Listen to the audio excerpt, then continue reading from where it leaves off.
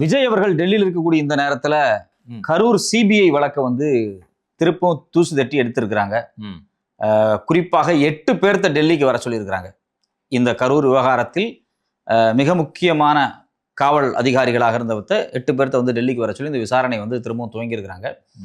இது வந்து உள்ளாட்சி தேர்தலுக்கு முன்னாடி பாஜக விஜய்க்கு ஒரு செக் வைக்கிறதுக்காக நடக்க துவங்கி இருக்குதோ அப்படின்னு எனக்கு தோணுது. நீங்க எப்படி பாக்குறீங்க இது? ஆக்சுவலா இந்த கரூர் வழக்கை பொறுத்த வரைக்கும் அவங்க வந்து வாண்டடாக போய் இந்த ஆடு தானா தலையை கொடுக்கறதுன்னு சொல்லுவாங்கல்ல, ஆமா, அந்த மாதிரி போய் தலையை கொடுத்ததா தான் நான் பாக்குறேன்.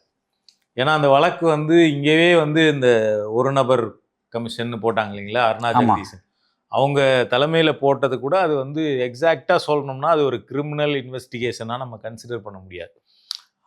என்ன அப்படின்னா அது வந்து இது மாதிரியான கூட்ட நெரிசல் பின் நாட்கள்ல எழாம தடுக்கணும்னா இதுல ஏன் நடந்தது அப்படிங்கிறதான ஒரு ஸ்டடி மாதிரி தான் அந்த கமிஷன் வந்திருக்கும்னு நினைக்கிறேன் எனக்கு தெரிஞ்சு. பட் அந்த கமிஷனை பின்னுக்கு தள்ளிட்டு அதை கேன்சல் பண்ணிட்டு வேகமாக டெல்லிக்கு கிளம்பி போய் இதை சிபிஐக்குத்தான் மாற்றுவேன்னு கவுண்டமணி தலைகீழாகத்தான் குதிப்பேன்னு சொல்ற மாதிரி இதை சிபிஐக்கு மாற்றணும்னு கொண்டு போனது வந்து ப்ரெஷர் போட்டது ஆதவ அர்ஜுனா. அதாவது விஜய தலைகீழா குதிக்க வச்சுட்டாரு அவர். ஆமா, இப்ப யோசிச்சு பாருங்க, வந்து இயல்பாக செஞ்சாரா அல்லது திட்டமிட்டு செஞ்சாரா அப்படிங்கிறதெல்லாம் நமக்கு தெரியாது. இந்த வழக்கு இதே சிபிசிஐடி தமிழ்நாட்டோட சிபிசிஐடியோ இல்ல மெட்ராஸ் நீதிமன்றம், எனக்கு தெரிஞ்சு நீதியரசர் செந்தில்குமார்னு நினைக்கிறேன், ஆமா, அவர் வந்து ஒரு உத்தரவு கொடுத்திருந்தாரு. ஐஜி அஸ்ரா கார்க் அவர் தலைமையில வந்து ஒரு இன்வெஸ்டிகேஷன் போட்டிருந்தாரு. இன்னொரு பக்கம் அருணா ஜெகதீசன் ஆய்வு. இது எல்லாம் நடந்திருந்துச்சு அப்படின்னா இந்த எலெக்ஷனுக்கு பிறகு இது இங்கதான் இருந்திருக்கு. இந்த கேஸை வந்து விஜய் அரசாங்கமே பார்த்து மூடி இந்த கரூர் விவகாரத்தை ஒன்றும் இல்லாமல் மூடி முடிச்சிருக்கலாம். ஆனால் இவங்க வந்து கொஞ்சம் கூட முன் யோசனையே இல்லை. இவங்களுக்கு ஏன் முன் யோசனை இல்லை அப்படின்னா இந்த தேர்தலில் இவங்க ஜெயிக்க போறாங்க அப்படிங்கிறது அவங்களுக்கே தெரியாது. விஜய் அவர்களுக்கோ ஆதவர்ஜுனா அவர்களுக்கோ இந்த தேர்தல் அவங்களுக்கு வெற்றியாக அமைய போகிறது என்பது அவங்களுக்கு தெரியவே தெரியாது. இன்னொன்று அவங்க கிட்ட இருந்த இன்னொரு திட்டம் என்னன்னா, நம்ம இதை டெல்லிக்கு கொண்டு போயிட்டோம்னா டெல்லியில் இருக்கிற கவர்மெண்ட் வந்து திமுகவுக்கு எதிராக இருக்கு. ஆமாம், நம்மளும் இங்கே வந்து திமுகவுக்கு எதிராக தான் ஒரு நரேட்டிவ் செட் பண்ணிட்டு இருக்கோம். இந்த நரேட்டிவை வச்சு சிபிஐயும் அந்த நரேட்டிவ்க்குள்ளே வந்தாங்கன்னா இந்த கேஸை அப்படியே நம்ம திமுக பக்கம் தள்ளி விட்டுடலாம். திமுக வெர்சஸ் கரூர் இன்சிடென்ட்னு அவங்க பக்கம் தள்ளி விட்டுட்டு நம்ம எஸ்கேப் ஆகிடலாங்கிறது இன்னொரு கணக்கு. இது விஜயும் அவரை சுற்றி இருந்தவங்களும் இந்த கணக்கு போட்டாங்க. ஆதவ அர்ஜுனா என்ன திட்டம் போட்டாருன்னு அவருக்கு தான் தெரியும். அப்போ அவர் தான் இந்த விஷயத்த சுப்ரீம் கோர்ட்டுக்கு கொண்டு போயிட்டு சிபிஐக்கு தான் வேணும் அப்படின்னு அடம் பிடிச்சி வாங்கினவர். இன்னைக்கு அதே சிபிஐ உள்ள புகுந்து தேர்தலுக்கு பிறகு தூசி தட்டி அந்த கேஸை எடுக்க ஆரம்பிச்சிருக்கிறாங்க. இதுல முக்கியமான விஷயம், இன்னொரு விஷயம் இருக்கு. விஜய் அவர்கள் சிஎம் ஆன உடனேயே கரூர்ல இருந்த மொத்த அதிகாரிகள், சாதாரண கான்ஸ்டபிள்ல இருந்து மேல இருக்கக்கூடிய மொத்த எஸ்பி அதிகாரிகள் வரைக்கும் எல்லாத்தையும் அவர் மாத்திட்டார். எல்லாத்தையும் இன்ஃபேக்ட் என்ன சொல்றாரு அப்படின்னா, கரூர் சம்பவம் நடந்த போது யாரெல்லாம் போலீஸ் அங்க இருந்தாங்களோ எல்லாத்தையும் களைச்சு தூக்கி போட்டார். அதே போல ஒரு பண்ண இன்னொரு விஷயம் என்ன அப்படின்னா, இதே அஸ்ரா கார்க் கரூர் விவகாரத்தை விசாரிக்க சொல்லி நீதியரசர் செந்தில்குமார் அவர்களால் நியமிக்கப்பட்ட அஸ்ரா கார்க்கையே அவர் கொண்டு வந்து இன்டெலிஜென்ஸ் டிஜிபியா கொண்டு வந்து உட்கார வச்சிருக்கிறார். அதான் ரொம்ப முக்கியமான விஷயம். அவர் சில கேம் ஆடுறாங்க. ஏற்கனவே இருக்கக்கூடிய விசாரணை எதை நோக்கி நகர வேண்டும் என்பதற்கு அவங்க ஒரு கேம் ஆட முயற்சி பண்றாங்க. ஆனா ஏற்கனவே பாத்தீங்கன்னா சிபிஐல இதுக்கு முன்னாடி 2 விசாரணைகள் நடந்திருக்கு. இந்த 2 விசாரணையுமே தனித்தனியா விசாரிக்கப்பட்டு கொஸ்டின் பேப்பர் மாதிரி கொடுத்துருக்குறாங்க. அதை வந்து புஷி ஆனந்தவரா இருக்கட்டும், இல்லை வந்து ஆதவ அர்ஜுனாவாக இருக்கட்டும், சிடி நிர்மலா இருக்கட்டும், இது இல்லாமல் விஜய் அவர்களாக இருக்கட்டும், எல்லாத்தையும் தனித்தனியாக கேள்வித்தாள்கள் கொடுக்கப்பட்டு அந்த கேள்வித்தாள்களுக்கு பதிலை வாங்கியிருக்கிறாங்க. இந்த பதிலில் நிறைய முரண்பாடுகள் இருக்கிறதாக சில பத்திரிகைகள் வந்து செய்தியெல்லாம் சொன்னாங்க. அது முழுமையாக வெளியே வரும்போது தான் நமக்கு தெரியும். இப்போ இதில் என்ன முக்கியமான விஷயம் என்ன அப்படின்னா, போன முறை இவர் டெல்லி போனப்போ அமித்ஷா அவர்கள் சந்திக்க விரும்பல. இந்த முறை டெல்லி போனப்போ அமித்ஷா சந்திக்கல. ஆனால் சந்திக்கிறதுக்கும் ரொம்ப சொற்ப வினாடிகள் தான் கொடுத்தாங்க. ஸோ அப்போ இப்போ வந்து பார்த்தீங்க அப்படின்னா சிபிஐ வந்து தூசி தட்டி எடுக்கப்படும் போது கட்டாயம் முதல்ல இருந்து விசாரணை இவங்க துவங்குவாங்க.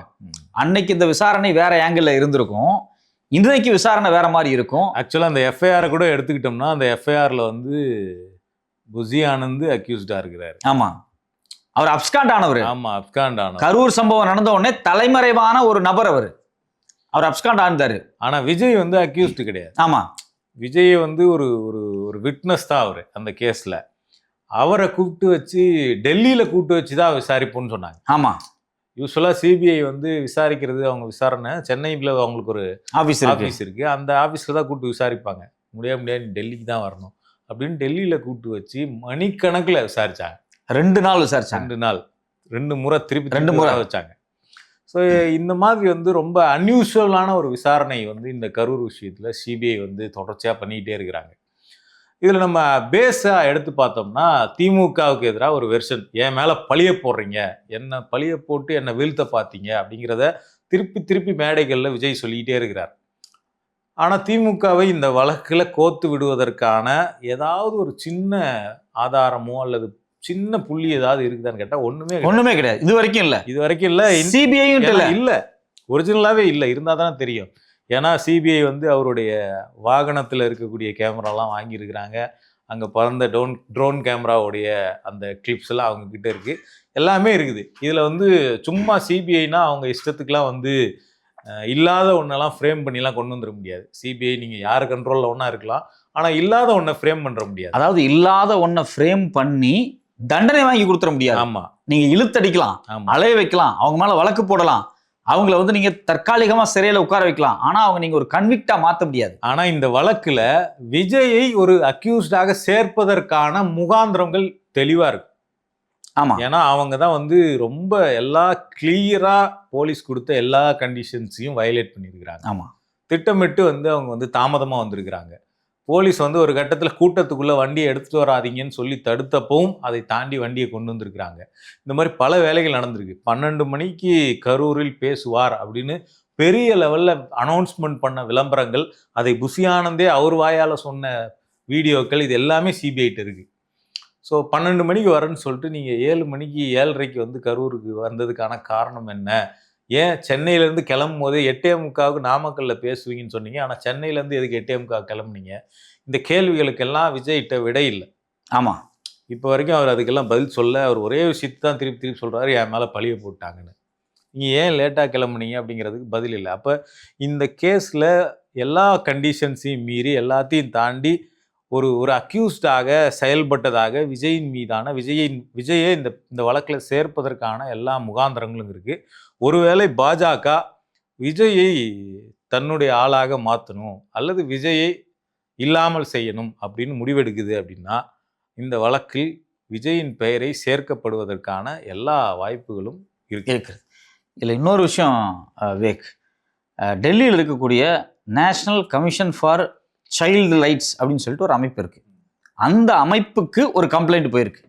என்ன கம்ப்ளைண்ட் அப்படின்னா, 21ஆம் தேதி தேர்தல் பிரச்சாரத்தினுடைய இறுதி நாள் சென்னையில், குறிப்பாக நந்தனம் கிரவுண்ட்ல குழந்தைகளுக்கு விஜய் ஒரு இன்ஸ்ட்ரக்ஷன் கொடுக்குறார். நீங்க கிண்டர் ஜாய் கேட்கற மாதிரி, சாக்லேட் கேட்கற மாதிரி உங்க அம்மா அப்பா சித்தப்பா பெரியப்பா மாமா எல்லாரையும் அடம்பிடிச்சு விசிலுக்கு ஓட்டு போட வைங்கன்னு சொன்னாரு. இது ஒரு நடந்திருக்கு.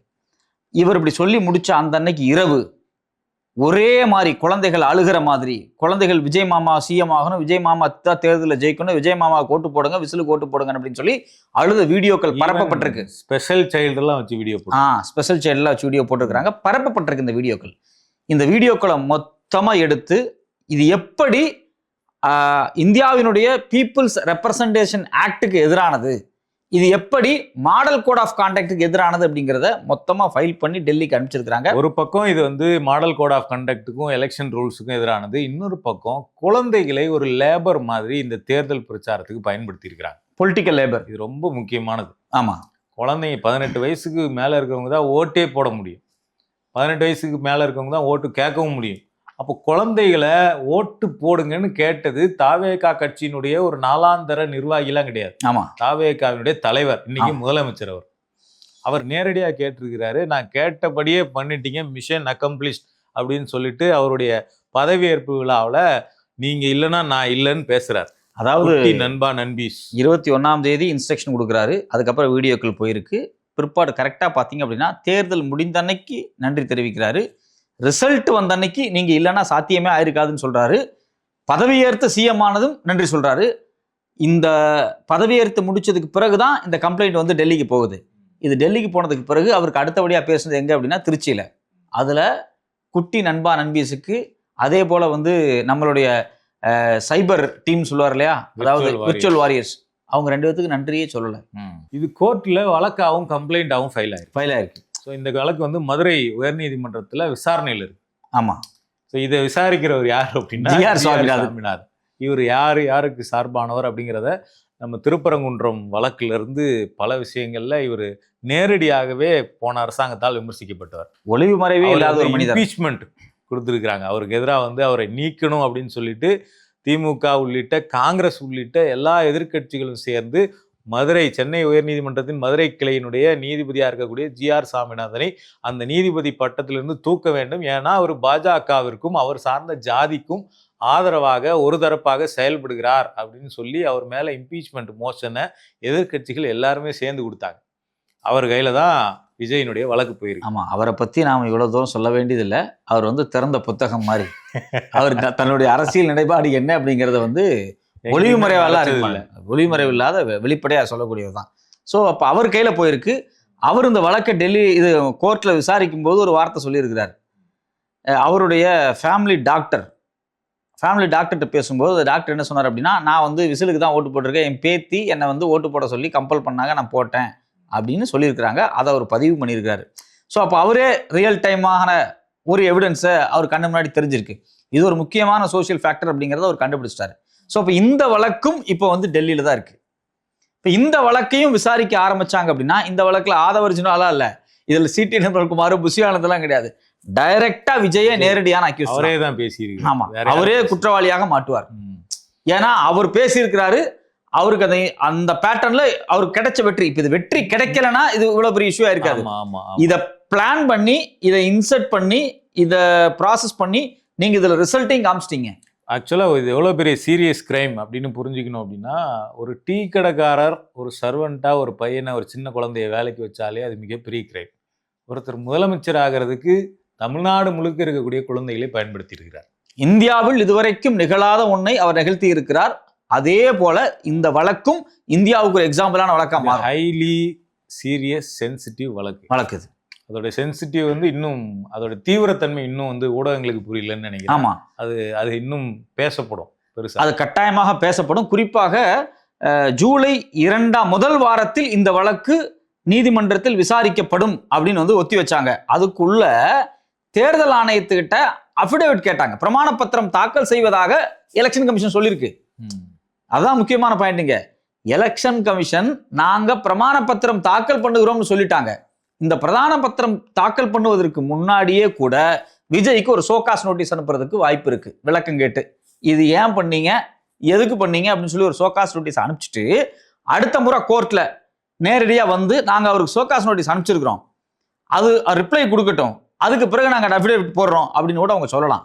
இதுல இன்னொரு அடிஷனலான பாயிண்ட், இந்த வழக்குக்காக விஜய்க்காக உள்ளே வந்து ஆஜராகக்கூடிய வழக்கறிஞர் யாரு அப்படின்னா, அவர் வழக்கறிஞர் மட்டும் கிடையாது, முன்னாள் நீதிபதி ஒரிசாவினுடைய சீஃப் ஜஸ்டிஸா இருந்தவர், டெல்லி நீதிமன்றத்தில் மிக முக்கியமான நீதிபதியாக இருந்தவர், குறிப்பாக பாஜகவுக்கு எதிராக சில தீர்ப்புகளை கொடுத்ததுனால அவர் தூக்கி எறியப்பட்டிருக்கார் வேற வேற இடத்துக்கு. நைட்டோட நைட்டா அவர் வந்து தூக்கி எறியப்பட்ட நீதிபதி. ஆமா. சோ அப்போ ஒரு வழக்கு, அது ஒரு சாதாரண வழக்கா இருந்தா எதுக்கு அதை விசாரிக்கிறதுக்கு ஒரு ஹைகோர்ட்டினுடைய நீதிபதி மெட்ராஸ் ஹைகோர்ட்டுக்கு சீஃப் ஜஸ்டிஸா வந்திருக்க வேண்டிய நீதிபதி அவரை வந்து வரவிடாம தடுத்தது பாஜக. ஆமா. அப்படிப்பட்ட ஒரு ஹை ப்ரொஃபைல்ல இருக்கக்கூடிய ஒருத்தரை வந்து லாயரா இந்த வழக்குல கொண்டு வந்து தாவேகா இறக்கி இருக்கு அப்படின்னும் போது இதோட சீரியஸ்னஸ் நமக்கு புரியுதோ இல்லையோ தாவேகாவுக்கு புரியுது, விஜய்க்கு புரிஞ்சிருக்கு, ஆதவர்ஜுனாவுக்கு புரிஞ்சிருக்கு தெளிவா. ஸோ அப்போ இப்போ இவர் ஃபாரின் எங்கேயோ போயிட்டார் போல இருக்கு. யாரு முரளிதரன் ஜஸ்டிஸ், எக்ஸ் ஜஸ்டிஸ் வந்து ஃபாரின் போயிருக்கார் போல இருக்கு. இந்த வழக்கு ஜூலை 2nd வீக் தான் வரும் அப்படிங்கிறாங்க. 10ஆம் தேதிக்கு மேலே தான் அந்த வழக்கு வரும் அப்படிங்கிறாங்க. வந்ததுன்னா அதுக்கு முன்னாடி தேர்தல் ஆணையம் சோகாஸ் நோட்டீஸ் கொடுப்பாங்க, இல்லை அஃபிடேவிட் அவங்க போடணும். ஸோ இது வந்து ஒரு பெரிய சீரியஸான விஷயம். இதுவும் நாளை டெல்லியில தான் விசாரிக்கப்படும் அப்படிங்கிறது தான் யதார்த்தமான உண்மை. இது இல்லாம இன்னொரு வழக்கு இருக்கு. அதை எடப்பாடி செய்வார். ஏன் அப்படின்னா குதிரை பேரம் நடந்திருக்கு அப்படிங்கிறது வெளிப்படையா தெரிஞ்சிருக்கு.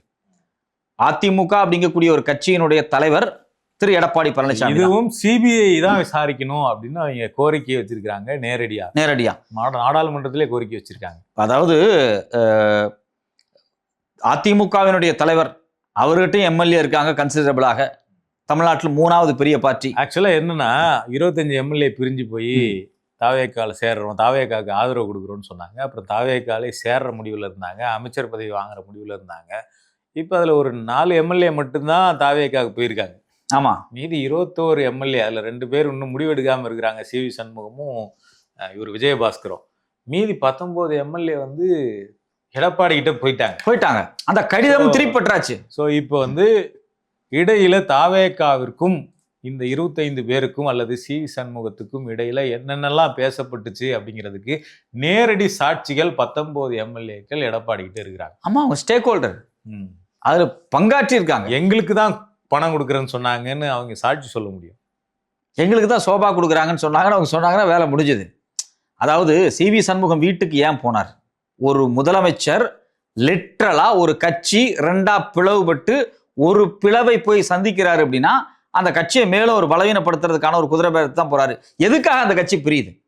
ஏன் தேர்தலுக்கு முன்னாடி பிரியல? தேர்தல் ரிசல்ட் வந்து விஜய்க்கு போதிய எம்எல்ஏக்கள் ஆட்சியை அமைக்கிறதுக்கு அப்படின்னு சூழல் வரும்போது அந்த கட்சிக்குள்ள முரண்பாடு வருதுல்ல. ஸோ அப்போ இது கிளீனா குதிரை பேரம் தான். அப்போ இதுவும் சிபிஐ விசாரணைக்கு போகுது அப்படின்னா இது இன்னும் பெரிய பூதகரமான விஷயமா மாறும். ஆமா, இதுல எடப்பாடியை சந்திக்க நாங்க டைம் கேட்டோம்னு நிர்மல்குமார் சொன்னாரு. ஆமா, உடனடியாக அதை எடப்பாடி தரப்புல இருந்து நிர்மல்குமார் சொல்லுது போய், அப்படி யாரும் எங்களை தொடர்பு கொள்ளலன்னு மறுத்துட்டாங்க.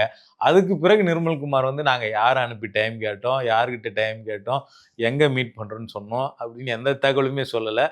இதனால நிர்மல்குமார் சொன்னதுதான் போய் அப்படிங்கிறது தான் இப்போ வரைக்கும் உறுதிப்படுத்தப்பட்டது. ஸோ அப்போ இந்த 3 கேஸும் 2 சிபிஐ, ஒன்று விசாரணை துவங்கிட்டு இருக்கு, இப்போ டெல்லியில் இன்னைக்கே போயிட்டு இருக்கு. இன்னொன்று எடப்பாடி கொண்டு போய் நிறுத்த வைக்க போற குதிரை பேரம் கேஸ். 3வது இந்த குழந்தைகள் விஷயம். இந்த குழந்தைகள் விஷயத்துல இன்னொரு விஷயம் இருக்கு. இல்ல, அதுக்கு முன்னாடி நான் ஒண்ணு மட்டும் சொல்லிக்கிறேன். இதுல 2 கேஸ், கரூர் கேஸா இருக்கட்டும், இந்த குதிரை பேர கேஸா இருக்கட்டும், இது 2த்துலயும் நேரடியாக விஜயை கோர்த்து விட்டவர் ஆதவர்ஜுனா தான். ஏற்கனவே ஆதவர்ஜுனா மீதும் அவர் குடும்பத்தின் மீது இடி வழக்கு அப்படிங்கிற பெண்டிங்ல இருக்கு. ஆதவர்ஜுனா அவருடைய மனைவி, அவங்களோட மாமியார், அது மட்டும் அவங்க மாமனார், அது இல்லாம மாமியாருடைய தம்பி அப்படின்னு சொல்லிட்டு அவங்க மேல இடி வழக்கில் பெண்டிங்ல இருக்கு, விசாரணையில் இருக்கு. அவங்க சொத்துக்கெல்லாம் சீஸ் பண்ணி வச்சிருக்காங்க. ஸோ இது மொத்தமும் இப்போ வந்து பாஜகவினுடைய விசாரணை வளையத்திற்குள் விஜய் மற்றும் நிழல் முதல்வராக செயல்படக்கூடிய ஆதவ் அர்ஜுனா அவரது குடும்பம் இது எல்லாமே வந்திருக்குது. இதுல இன்னொரு அடிஷனலா ஒரு பாயிண்ட் நான் சொல்ல விரும்புறேன். இன்னும் விஜய் கட்சிக்கு அங்கீகாரம் கிடைக்கல. அந்த அங்கீகாரத்தை அவங்க தான் அப்ளை பண்ணி வாங்கணும். இந்த குழந்தை விவகாரத்தில் விஜய் அவர்கள் செய்தது தவறு அப்படிங்கிறத நீதிமன்றம் உறுதியான தீர்ப்பு கொடுத்து விட்டுருச்சு அப்படின்னா அந்த கட்சியினுடைய அங்கீகாரம் ரத்து செய்யப்படும். இது ஒரு பதிவு செய்யப்பட்ட கட்சி. இந்த பதிவு செய்யப்பட்ட கட்சி வெற்றி அடைந்திருக்கிறது. கட்டாயமாக இந்த கட்சியினுடைய அங்கீகாரம் ரத்து செய்யப்பட்டுச்சு அப்படின்னா உள்ளாட்சி தேர்தல் நடக்க சில விஷயங்கள் வாய்ப்புண்டு. உள்ளாட்சி தேர்தலில் எப்படி இருக்குன்னு பார்ப்பாங்க. விஜய்க்கு அதே கிரேஸ் இருக்கா, இல்லை விஜயை விட திமுக அதிமுக பீட் பண்ணி மேலே வருதான்னு பார்ப்பாங்க. விஜய் தான் இருக்கிறாரு அப்படின்னா 2029 தேர்தலுக்கு முன்னாடி விஜய் கட்சியினுடைய அங்கீகாரம் ரத்து செய்யப்படும், சின்னம் பறிக்கப்படலாம். இது உறுதியா நடக்கும். 2வது முக்கியமான விஷயம் என்ன அப்படின்னா, இது வந்து இருக்கிறதுலேயே குறைவான நடவடிக்கை. ஆமா, இருக்கிறதுலே ரொம்ப ரொம்ப ரொம்ப ரொம்ப குறைவான நடவடிக்கை. அதுல முக்கியமா இன்னொரு விஷயம் என்ன அப்படின்னா, இவருடைய தேர்தல் வெற்றியே கொஸ்டினபிளா மாறுறதுக்கு முக்கியம். இது தேர்தல் வெற்றியே கொஸ்டினபிளா மாறும் 29க்கு முன்னாடி. ஸோ 29 வரைக்கும் தான் இந்த ஆட்சி நீடிக்குமா அப்படிங்கிறது ஒரு சந்தேகமா இருக்கு. அது நீதிமன்றம் தான் முடிவு பண்ணும். ஸோ இந்தியா கூட்டணிக்குள்ள விஜய் உள்ள வர்றதுக்கு தயக்கம் காட்டுறது அல்லது ராஜ்யசபா உறுப்பினரை காங்கிரஸுக்கு கொடுத்துட்டு அதுல இருந்து தள்ளி நிற்கிறது, இது எல்லாத்தையும் இதோட லிங்க் பண்ணி தான் நம்ம பார்க்க வேண்டியது. ஆமா, முதல்ல விஜய் அப்படிங்கிறவர் வந்து பாஜக தமிழ்நாட்டை எப்படியாவது தன்னுடைய கண்ட்ரோல்ல கொண்டு வரணுங்கிறதுக்காக அதிமுகவை சேரமாட்டேன்னு சொன்ன அதிமுகவை கட்டாயப்படுத்தி உள்ள சேர்த்து என்னென்னவோ குழப்பம்லாம் பண்ணாங்க. 2026லும் நாங்கள் பாஜகவோட கூட்டணி கிடையாதுன்னு அறிவிச்ச அதிமுகவை கட்டாயப்படுத்தி கொண்டு வந்து உள்ள சேர்த்து பல வேலைகளை பண்ணாங்க. செந்தில் பாலாஜி மேலே இடி வழக்கு இருக்கப்பட்டுச்சு, என்னென்னவோ பண்ணாங்க. திமுகவின் முக்கிய அமைச்சர்கள் மேலாம் இடி வழக்கு போட்டாங்க. இதெல்லாம் பண்ணி பாஜக தமிழ்நாட்டை கையகப்படுத்த நினைச்சா கடைசியில் எதுவுமே செய்யாம நேரடியா உட்காந்து விஜய் வந்துட்டாரு. அதை பாஜக அமைதியாக பார்த்துக்கிட்டு இருக்காது. ஆனா பாஜக இப்ப அமைதியா தான் பார்த்துக்கிட்டு இருக்கு. இந்த சைலன்ஸ் வந்து சில பேர் என்ன சொல்றாங்க அப்படின்னா, சைலன்ஸ் தான் பெரிய டேஞ்சர். சில பேர் என்ன சொல்றாங்க அப்படின்னா, விஜயே வந்து பிஜேபிட்ட சரண்டர் ஆயிடுவாரு, அதுக்கப்புறம் ஒன்றும் பிரச்சனை கிடையாது அப்படின்னு சொல்றாங்க. விஜய் பிஜேபிட்ட சரண்டர் ஆகிறத பிஜேபி விரும்பாது. பிஜேபிக்கு என்ன தேவை அப்படின்னா, தமிழ்நாட்டில் நம்பர் 2 ஃபோர்ஸாக வந்து உட்காரணும். நம்பர் 1 தமிழ்நாட்டில் எப்பவுமே திமுக தான். நம்பர் 2வா பாஜக வந்து உட்காரும் அப்படிங்கிற அதிகாரம் தான் உங்களுக்கு ரொம்ப முக்கியம். அந்த அதிகாரத்தை நோக்கி அவங்க நகர்றாங்க அப்படின்னா அவங்க என்ன வேணாலும் அந்த கேஸை செய்வாங்க. இதில் இன்னொன்று முக்கியமானது, மம்தா பானர்ஜி எவ்வளோ ஒரு பெரிய ஆளுமை, எவ்வளோ ஸ்ட்ராங் லீடர் அப்படின்லாம் நமக்கு தெரியும். இன்னைக்கு அவங்களுடைய கட்சி அப்படிங்கிறது துண்டு துண்டா உடைக்கப்பட்டிருக்கு. ஆமாம், மம்தாவுக்கு கட்சியே இல்லைன்னு சொல்லிட்டாங்க. ஆனால் அப்படியெல்லாம் மம்தாவை டீஸ் பண்ணக்கூடிய பிஜேபி இன்னைக்கு விஜயினுடைய வெற்றிக்கு பிறகு ஒரு மையான அமைதியில் இருக்கிறாங்க. ஆட்சியை விமர்சிக்கிறத கூட பெருசா பண்ணல. விஜயின் வெற்றியை வந்து தன்னுடைய வெற்றி மாதிரி ராஜா கொண்டாடினார் முதல்ல. அப்ப இதோடைய பின்புலம் என்னன்னா, ஒண்ணு விஜயை டிஸ்மேண்டில் பண்றது. ஏற்கனவே ஏடிஎம்கே டிஸ்மேண்டில் ஆயிடுச்சு. விஜயை டிஸ்மேண்டில் பண்றது ஈஸி. அதுக்கான டூல்லாம் நம்ம கிட்ட இருக்கு. அதை வச்சு அவரை எப்போ நமக்கு தேவையில்லையோ அப்போ முடிச்சிடலாம். அது ரொம்ப ஈஸியான அப்படின்னு ஒண்ணு. இல்லையா, விஜயை தன்னுடைய ஆளாக கையகப்படுத்திக்கிட்டு விஜயை தன்னுடைய ஃபேஸாக தமிழ்நாட்டில் முன் வச்சு, எப்படி நிதிஷ்குமாரை பீகாரில் பாஜக முன் வச்சு அவங்க இயங்கி இப்போ அப்புறம் நிதிஷ்குமாரை தூக்கி போட்டு அவங்களே நேரடியாக வந்தாங்களோ, அந்த மாதிரி விஜய் தன்முகமாக தமிழ்நாட்டில் பயன்படுத்திக்கிட்டு அவர் மூலமாக பேக்கிலேருந்து இயங்கி திமுகவை காலி பண்ணுறதுக்கான வேலையை பண்ணிட்டு விஜயை ஈஸியாக தூக்கி போட்டு நேரடியாக ஆட்சியில் உட்காரலாம் அப்படிங்கிற பல திட்டங்கள். விஜயை தன்முகமாக பயன்படுத்த நினைத்த அடுத்த கணமே விஜய்க்கு மக்கள் செல்வாக்கு போயிடும் தமிழ்நாட்டில். இந்த செல்வாக்கெல்லாம் கிடைக்காது. ஸோ அப்போ வந்து விஜயை கொண்டு வசமாக ஒரு ட்ராப்பில் ஆதவர்ஜுனாக மாட்டி விட்டாரு அப்படின்னு தான் நம்ம பார்க்க வேண்டியதாக இருக்குது. பொறுத்திருந்து பார்ப்போம். டெல்லியில் இப்போ தான் விசாரணை துவங்கியிருக்கு. ஆட்டத்தை இப்போ தான் டெல்லி துவங்கியிருக்கிறாங்க. இது எங்கே போய் முடியும் அப்படிங்கிறத நம்ம பொறுத்திருந்து தான் பார்க்கணும். பார்ப்போம்.